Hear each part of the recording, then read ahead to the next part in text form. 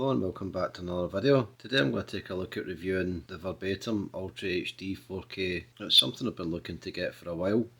I've got a lot of physical media that I'm looking to back up. I'm mostly going to be using this for reading purposes. I don't think I'm really going to be writing much, but still it's nice to have the option with it. What we'll do is we'll take a look at what's inside and then we'll talk a bit about the product.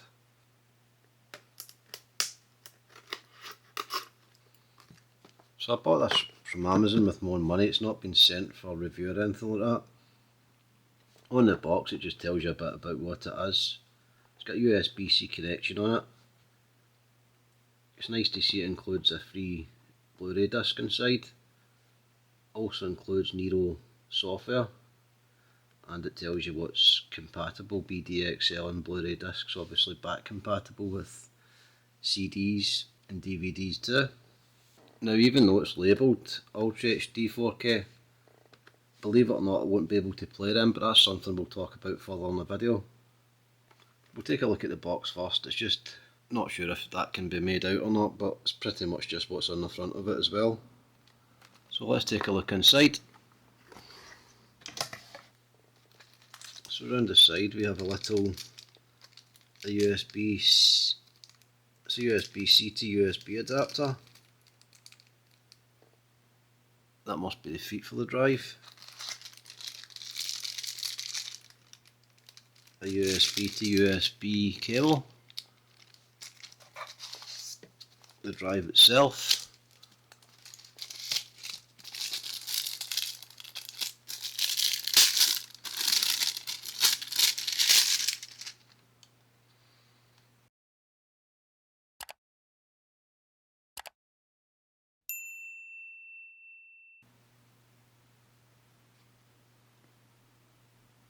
It's very light as expected. It weighs around 213 grams. A quick start guide.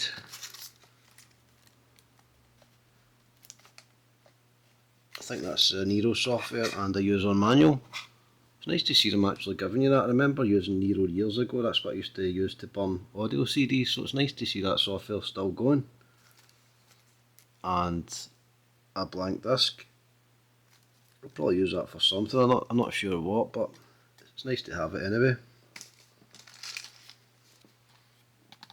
What the case is made of, it's very thin, I'm not sure what kind of metal it is, but it's a thin kind of metal anyway. Very thin, very lightweight. I think it cost me around, I think it was average about £120 for this. Further on in the video I will go into the reasons why I chose a specific drive. So the model number of the drives are Verbatim 43888. It's good to note it's compatible with Windows, Linux and Mac OS. It uses around 2.5 watts. Now, this is the reason I did buy this drive over others. It's compatible with what's called Libredrive, which is part of the software I'm going to be using. It's called macMKV. Now, those of you probably looking at this will know what that is. In basic terms, what it does is it makes discs easier to rip, bypasses certain things. It also lets you rip 4K discs. Now, back to the 4K thing, it does say on the box that it is it's an Ultra HD 4K drive, which is very true. But when it comes to CPUs, as of the 11th generation Intel chips, that no longer supports any 4K playback. Well, disc playback at that. It removed a thing called SGX. It was an Intel thing, and it was removed due to security concerns. They no longer update it, and it was a security breach, a potential security breach. And I don't think there was enough people using it to justify them spending money to research it and keep patching it and things like that, so they just done away with it. It's been gone for years now, so unfortunately won't be able to play back any 4K discs on software you've got on your PC. It also applies to AMD chips as well. I never dug too deeply into it, but I'm not sure what generations of AMD are affected or what's not affected, but as far as I know, you can't play them back on them either. So now what we're going to do is we'll head over to the PC. I've got a pile of discs here, all different variations. So So what we'll do is we'll head over to the PC and jump on Make MKV and see what we can do with them. Okay, so I went over to the laptop, plugged the drive in and started up Make MKV. We'll go over to the right hand side here and this gives us information. Now as you can see, Libredrive information, it says the status is enabled. Now I've had to go and patch this, it wasn't patched out the box. I will put another video though showing how to do this, as I wanted to keep this video really just for review purposes. So this particular model wasn't patched.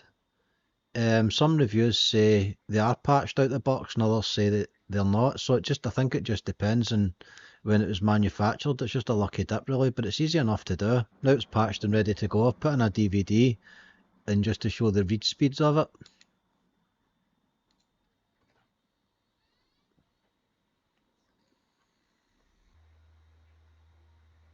So for a DVD we're hitting just over 10 times read speed, which is not bad. So let's go and try a 4K Blu-ray now. So as you can see with the 4K disc we're getting a 4.3 times read speed, which 18.6 megabytes a second isn't bad. You're talking about an hour per disc on average to rip it, which isn't too bad really, especially for a little portable drive. Reading the manufacturer specifications on this drive, they didn't actually give the read speeds for it. They do however supply the write speeds. I'm not going to write any discs because I don't have any, but the information for that would be a standard DVD gets burned at 8 speed, a single layer and 2 layer Blu-ray discs are 6 speed, and BDXL discs are 4 speed. Again, not bad at all for a portable drive. So I'm back to give my final thoughts on the drive.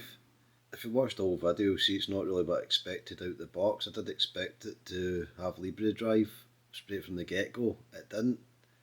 But in saying that, that's not on the manufacturer. That was really just hearsay and other people's experiences of it, so I can't really mark it down for that. I did buy it for that, but that's really on me. I wasn't promised that by the manufacturer. But in saying that, everything's went okay now. We've got there in the end and got the product that I wanted in the end. Overall, I'm really happy with it. There's a little bit of messing around to get there, but still. I'm also happy they gave us free burning software with it. That's always handy to have. It wasn't expected, so always nice to see that.